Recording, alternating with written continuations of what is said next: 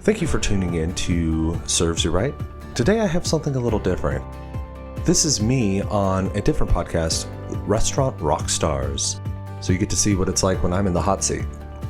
Andrew, welcome back to the show. You were a great guest. It's been a while, but you've got so much to offer our audience, so thanks for being here. Yeah, pleasure to come back. Hey, let's start with something light and entertaining. Do you have any crazy restaurant stories that make you laugh, might make us laugh, or just sort of surprise us? So this one actually happened a couple of weeks ago. So we'll probably talk about this in the course of our conversation, but we had to reevaluate kind of our hours just because our nighttime, it just wasn't as busy after 9 p.m. So we started closing instead of 10 at 9, except for Friday, Saturday. So, fairly recent change, but it's been a net positive. Just we don't get a lot of traffic after 9, especially on like a Tuesday, you know? So we have a host at work, and I'm not going to say her name, but she's such a sweetheart, and she was closing that evening, and I guess she never got the memo that it was only Monday through Thursday. And so I'm closing the restaurant, and we are busy. We are packed. It's Friday night, and she walks up to me, and it's probably 9:02. She's like, "The doors are locked. I'm ready to go." And I'm like, "What?" And she's like, "No, the doors are locked. I'm ready to go. Can you check me out?" And I was like, "We're open till 10. Like, we have reservations still." And she's like, so she has to go. I crushed her soul too, because she had plans after that. I was going to ask you that. Did she have somewhere to be? And it's like she was ready to rock and roll. And then all of a sudden you kind of popped her balloon. "Hey, we got reservations, man. The show must go on." Yeah. Yeah, no, I've never seen someone look so disappointed when I said, "We're open still." Unbelievable. Yeah. All right. That's great. Well, hopefully she got over it, and it's business as usual. She's back at it. So you still with Mahogany Prime? I am. Mahogany Prime Steakhouse in Omaha. Awesome. Omaha steaks, of course. Awesome. All right, let's talk about some current challenges that are going on. There's so many of our audience that are still struggling with labor. Are you having any challenges with that? And if so, how are you solving it? I mean, that story kind of pointed to that at the beginning, Everything these days is getting expensive. It just is. And, as prices go up, margins compress. So you look for pennies anywhere you can. Yep. That was part of the reason, it was something that I wasn't fully excited to do, but I understand the trade-off. I do like that there are places in my town that are open past 9 p.m. But it would just, when you have like one or two guests in an hour, it just doesn't make sense financially to keep a full kitchen. So that has been something that's sad, but has been a huge net positive, because we already see that we weren't making anything in that last hour. So people standing around is so depressing, and people that aren't making any money, and it's a morale killer too. So I think it's the smartest thing that you can do to tighten up your hours to meet the business demands, for sure. It is, yeah. And I've worked in places that have done things like late night happy hours, and I don't know. I've always wondered if it's worth it to bring in like a crowd that's looking for discounts late at night on drinks. It's a pro and a con. So I think that, at least for now, that earlier time is working for us. And so, it's just an hour here, an hour there. It adds up, and it adds up really quickly. It is something we have been watching. So Mahogany Prime is part of a much bigger restaurant group. In general, are you guys just by reputation fully staffed? Are you recruiting people? Are you looking to hire people? Like what's going on with that? Yeah, we're actually, it's funny that you say this. This is a good time for this. Right now, we are looking for support staff, the server assistants, kind of like our bussers and hosts. It's pretty much like I've done this for 8 years with them. Summer hits.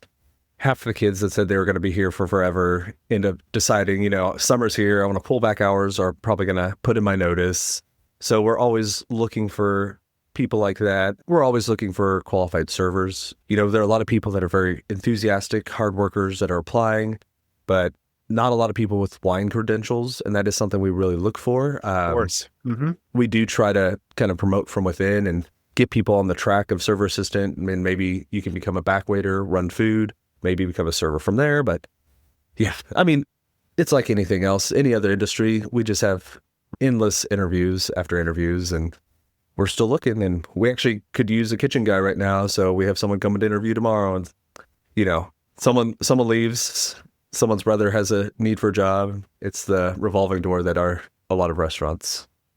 talk about expectations, like setting clear expectations and holding people accountable. Because in this business, you mentioned, I mean, there's a lot of transient people. They come in, certain people I call paycheck collectors. They're not necessarily in it to win it. And especially with a higher end place where you really look for quality people. How do you handle, expectations and getting accountability? Is that a challenge at all, or the caliber of people that you attract is just a little bit step above?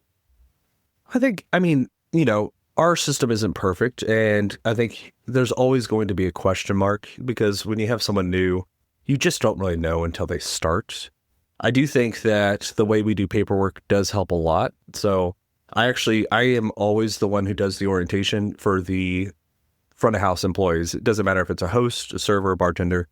I sit down with them, takes about an hour and a half, 2 hours, and kind of go over the handbook and make sure we have all the paperwork, the I-9s, and all the boring stuff that our internal auditor all the details demands that we have. Yes. Mm-hmm. And, it's probably 12 to 15 things that I hit every time. And it's things like, if you come in and you get the discount on employee food, we do expect you to tip on the pre-discounted amount.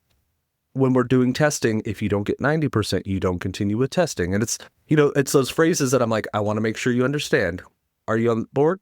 Great. Let's go to the next one. And it's setting that early. And, even with that, I would say 85% finish training. So there are still people that come back for the next shift, claim they don't know what they were supposed to study, forget to come in late.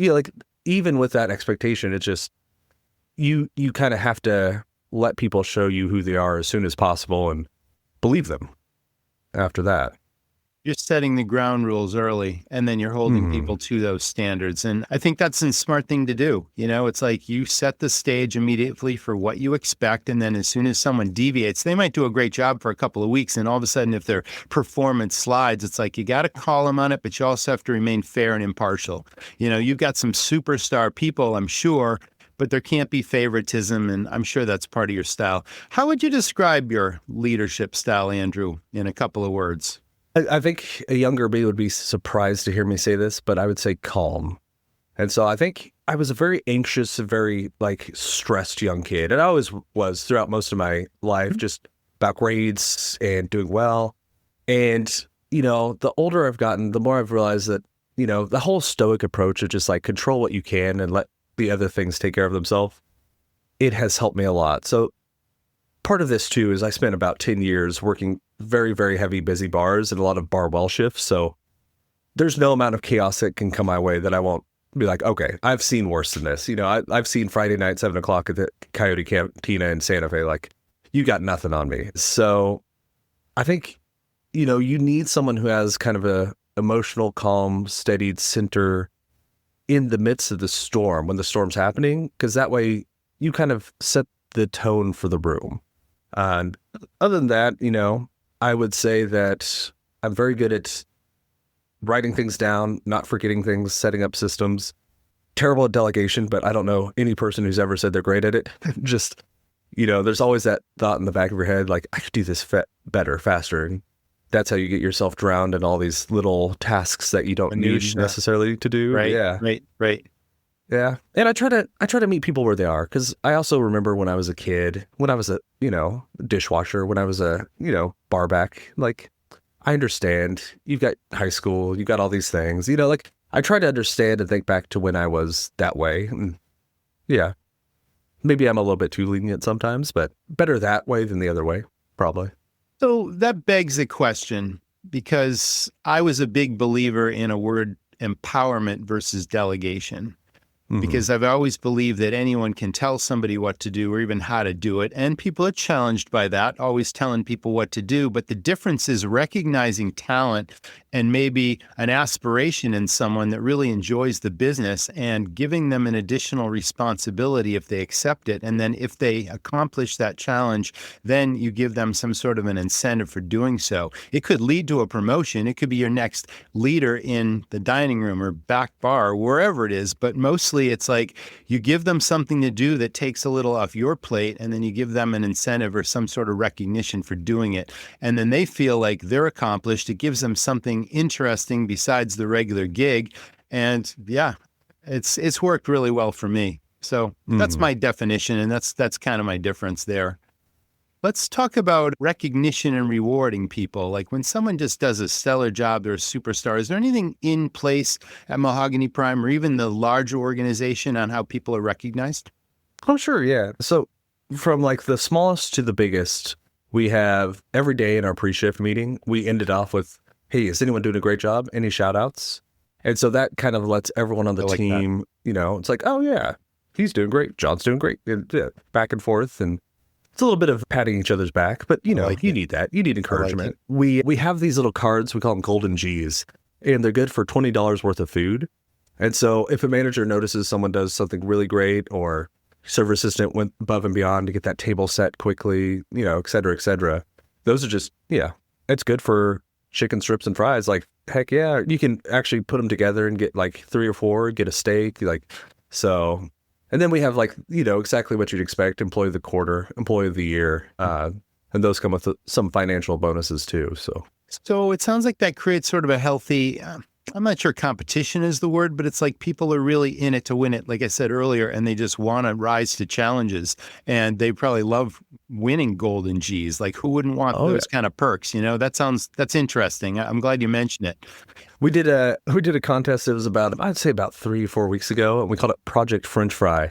And so it was the brainchild of one of our servers, and whoever on the server assistant team got the most people that voted for him got one of those cards. And all the guys on the server assistant team, they all love just ordering the French fries. So it was like Project French Fry, do the best work, and you get to win the French fries for the day. And so they really like that. And yeah, it was a really cool time. I'm sorry to interrupt. This will be fast, I promise. Please take a moment and leave a comment on the show. It really would mean the world to me. Let me know what you're thinking. Let me know what we're doing well and what we could improve on. I'd love to hear from you all. All right, back at it. I'm also glad you mentioned daily pre-shift. Give us a basic routine of a typical pre-shift. Oh, sure. So we actually write different weekly notes for pre-shift. Every Monday we publish them, and we use the same, and every day, because the features do change. There is a little bit of variability at the beginning, but then we all cover the same topic. So this week is a good example. We're covering a lot of things about wine structure. So what is body? What is alcohol? What is acidity? I'm calling on people throughout and asking like, hey, what is our by the glass Sauvignon Blanc? What is our by the glass Zinfandel? And it's keeping them sharp, ready to explain things. And, we're always like, I don't mind if someone fails as long as they're trying. And I always like to remind them, pre-shift is the ideal place to misspeak, because you'd much rather misspeak in front of everyone else and correct it there than for the guest. That guest that asks about that weird grape in that Italian bottle, like I'm sure from last week's pre-shift, people are happy we talked about it, So 15 minutes beginning of every shift, and we break at 5 because we start serving dinner. Awesome. And it also sounds like some strategy session as well. That's great. Fantastic. Yeah. So upselling and suggestive selling, that sort of thing, is that a routine part of training? Is that expected versus order taking in your operation? Oh, yeah.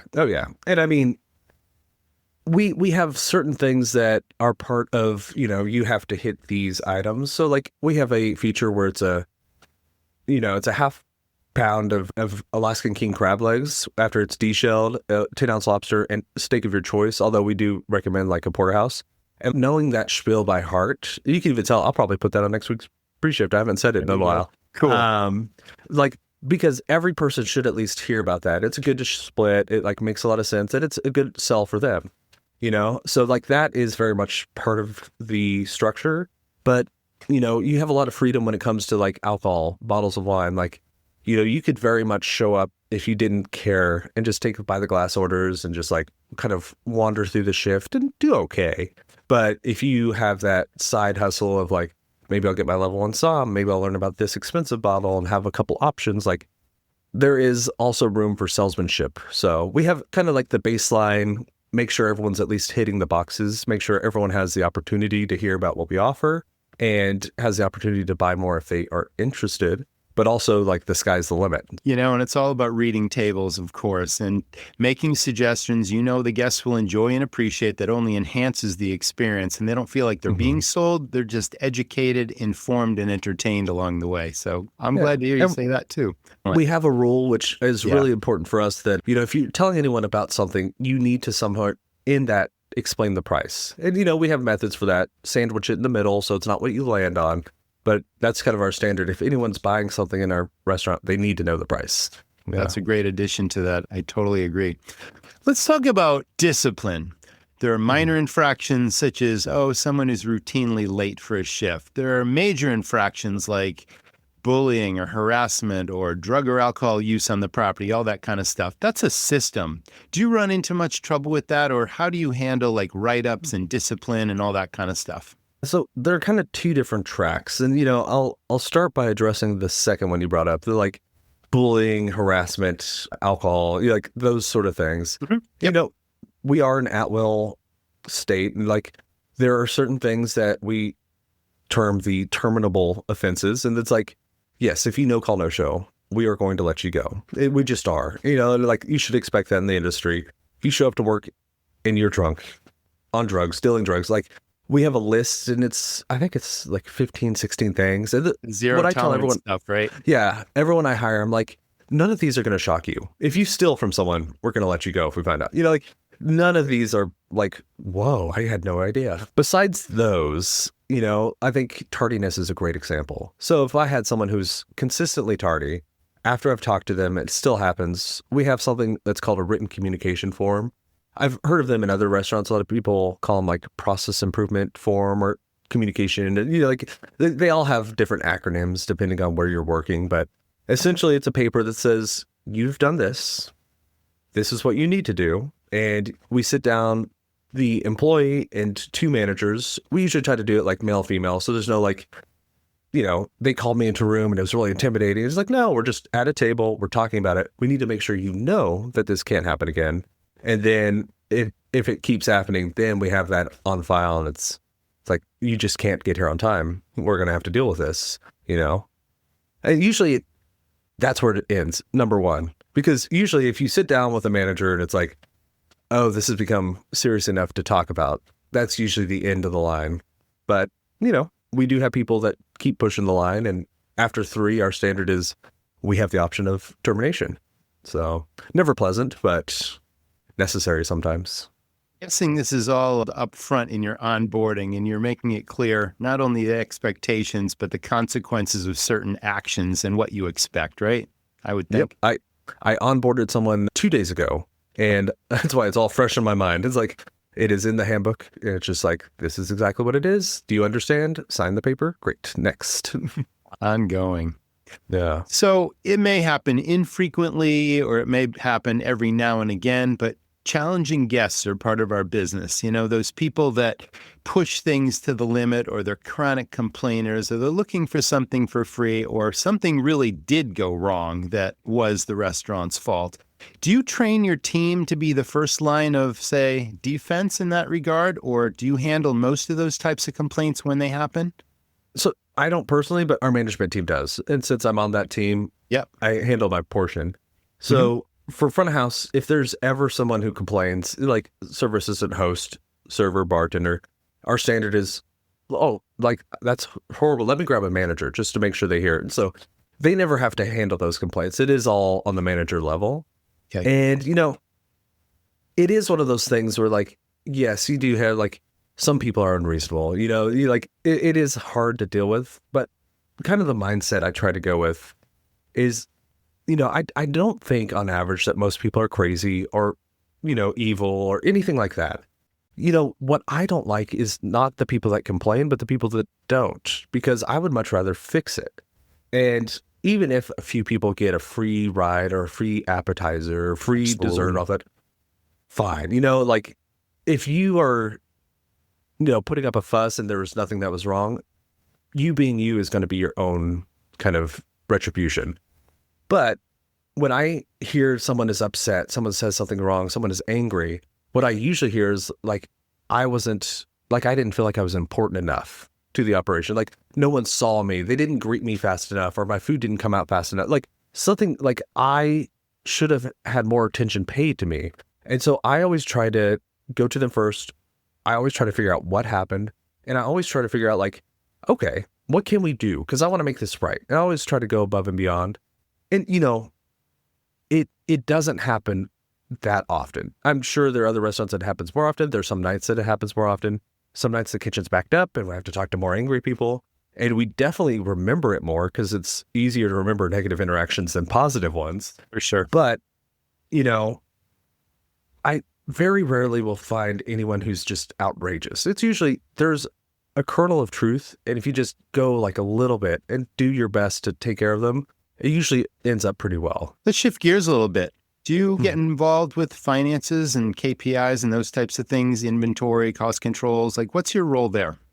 So I actually am in charge of the P&L for the store. So the whole thing, top to bottom. I help with inventory, although I do have like a bar manager who takes care of the inventory. Good. I do have like a kitchen manager who takes care of the inventory, but I'd say about once every 6 weeks, 8 weeks, I will do one or the other of the inventories just to make sure I'm fresh, I'm seeing it, making sure, everything is working the way it should. There's nothing not being counted. And yeah, so weekly I kind of do the numbers, reconcile it, and we have a 4-week P&L period. So you're tracking food, beverage, and labor cost, AKA prime cost, that kind of thing, and staying on top of it. Is it becoming harder to, say, maintain margins with rising costs and all that? Are you regularly raising prices as well, or how are you handling that? We have had to raise prices recently. Nothing crazy, just a couple bucks. Although I say that and it's like a couple bucks is a couple bucks. So sure, yeah. Our goal is to not raise prices, obviously, because there's only so much that people want to pay. But I think everyone understands. Like we're all seeing it when we go to the grocery stores. We're all seeing it when we eat out. It's like even when you buy like a dozen eggs, you're like, really? Like. Okay. Yeah. So my $100 like breakfast run to the store later, it's a delicate dance. And, would I go back 6 years versus now? Definitely not. I think it's not as bad as times of COVID. Like we've definitely seen more chaos in the last decade than right now, but it doesn't mean that it's pleasant. It doesn't mean we won't get through it. We've gotten through all of the rest of it, but yeah, we do notice that bottom line. So we are watching things like when we close. So speaking of the bottom line, you must have a chef in each location for all your restaurants in the group. Does that person routinely cost out the menu to know what it costs ingredients to serve a dish to a guest? Well, so just so you know how we operate, we have an executive chef that kind of oversees all the concepts and creates the recipes. And then we have an executive culinary manager in-house. And he's the person or she's the person who runs the kitchen. So that's kind of like their hat. Gotcha. So they don't actually create the recipes, but they do implement all of them. And on the store level, we use Restaurant 365. And so it's continuously updating what we have price-wise based on what the invoices say. And so we have the different inventory items all cost, like the proportions for the different recipes all broken out. And so it actually will update that real-time cost for you. So you can see it like week by week as we did different like prices on spinach. What is the creamy spinach price? So it is something that we're capable of doing, and we do a little more hands-on for the bar. And, it's like cocktail recipes are a little less exact, but we definitely have the theoretical understanding, but thanks to technology, we don't have to by pencil every day, Let's talk about guest expectations. Have those changed much since COVID? What have you seen? Do they have higher standards? Are they really pleased with the overall experience because you're consistent? Like, what do your guests expect when they walk into Mahogany Prime? That's an interesting one, especially framed from the point of view of COVID. I think we all kind of went on a crazy ride over the last 6 years. No doubt. And there were definitely ups and downs. I think starting in probably 2023, 2024, when things at least began to feel a little normalized in the restaurant world, we've gotten a lot of people that are just very happy. The good thing about having a higher price point and having a larger staff is when there are shortages, you go from 90 to 80 people versus like 30 to 20, which could be like disastrous if you're open all day, So the different hits that different restaurants have had to take when it comes to service standards, timing on food, quality, we've suffered less. And I think we've looked better in comparison to some of the mid and lower chain places where it's been some chaos, and understandable chaos because they're facing a lot of the problems we are. Just when you have a smaller labor pool, it just hits harder. And so I've found since COVID, especially since the 2023, 2024, that people have been very grateful, and they compare us to a lot of places that have suffered a lot. And so we're lucky by the comparison, but everyone's tired after that. We lost a lot of great servers when the pandemic hit because they lost childcare. A lot of them didn't come back. There's we are all rebuilding and we're doing the best we can. But for my location in general, things have been okay. And my fingers are crossed that stays true. Definitely. Do you get a chance to shop the competition at all and see what they're up to? Oh, yeah, for sure. I love eating out. But know what they're up to. That was always my motto. It's we're going to play our best game, but I always want to know what everyone else is doing, what they're doing right. I used to actually send members of my staff as sort of a reward. Hey, go out to dinner with a friend or your partner, your spouse, whatever, but I want you to report back what they're doing well, what they're doing wrong, bring us a menu, whatever. And it's they would always do a really great job with that. But it was a great way of sort of secret shopping, without them knowing we were secret shopping them. Right. Yeah. I mean, the cool thing about Omaha too, which has really surprised me, I'm glad I moved up here. There are so many different little restaurants doing so many cool things, independent places. V-Mertz downtown has some of the best inventive cuisine. And it's they have steaks, but they're also very, very, it's like artistry. It's crazy, but it's delicious. And, it's a draw. Love those guys. There's a great pizza house by us, Dante. So there are people doing all sorts of cool things around us. So I'm always checking things out. It's a great business to be in if we're passionate about food and beverage and hospitality, isn't it? Let's talk about marketing. Do you have a strategy? Do you follow a marketing plan year to year? Does it change? Do you use influencers? What works for you? So we've dabbled a little in influencers and we've never gone hard in it. My overall parent company, Hal Smith, they have a marketing department. So they kind of direct it, although we do send different things that we're interested in to them. So we have there's a big poster whenever you land at the Omaha airport. If you pick up your luggage, you're going to see a sign about mahogany. So just heads up. And, the general stuff that you would expect. Someone who's watching the social medias, I do part of that, responding to some of the guest responses. If you search Omaha steak or Omaha mahogany, on Google, you'll find that our name pops up there and it's the sponsored result because you don't want people going to the competition when they're looking for you. It's just making sure that we have some of the basics in line. So it's just making sure that we have some presence out there. We are getting some stories in magazines that, people are hearing about us, and we have some sort of news out there. Yeah. But online reviews, is that something you handle yourself? Do you have somebody dedicated at the company level that does it? How do you respond, and what's your best advice to other people, positive and negative reviews? So we handle most of that in-house. The one that we don't is the Google reviews because they have the access to that account, which, fair enough. One thing less to do. But all the management team do handle those. It's one of our opening duties. It's just a check mark. So you just look and respond.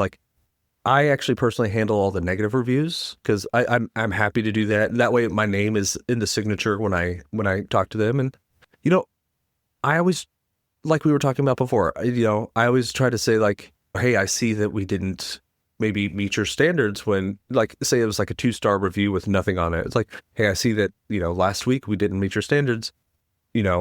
I would love to find out more. Please tell me more. And then I just try to find out what happened. Was it slow? Was the steak just, they didn't like the way it was cooked and they were embarrassed to say anything? There are a million little things that could have happened. Of course. Mm-hmm. There's that rule of 2 that we usually follow. So if something went wrong, we try to overcorrect when we are trying to win them back. So they came for dinner with their loved one and they just felt like their steak was overcooked but didn't want to say anything. I'll usually send them enough for dinner for 2, as a gift card, right. Come back. And then I always tell them to let me know when you're coming in because I want to make sure that, you have the service you need. And I just like to know that. And Yeah, be the maitre d' and totally just make the whole experience as best as it can be. Well, this is a business of relationships after all, relationships with our team members, our guests, our vendors, and it's all about treating people with respect and dignity and hearing them, I think. And that's what I'm hearing from you. It's like you like to listen, you want to learn, you want to improve from, when you've fallen short and make it right for the guests. And that's hospitality right there, or one piece of hospitality. Yeah. Hospitality 101. Andrew, fantastic. It's been great having you back on the show. I really enjoyed talking to you, and you're definitely a credit to the industry and to management and leaders everywhere. You've given us some great nuggets of information and lots of things we can apply in our restaurant. So thanks for joining me. Thanks, Roger. I'll come back anytime. Thank you for listening. That is today's episode. Now, if you have not taken a moment to check out our website, please do. It's servesyouRightPod.com. We have past episodes and all sorts of other things there. If you want to get in touch with me, that's the place to do it. I do appreciate that you've given me your most valuable asset, your time and attention. So thank you for listening, and stay tuned. We have some really cool guests coming up. I would hate it if you missed it. Cheers.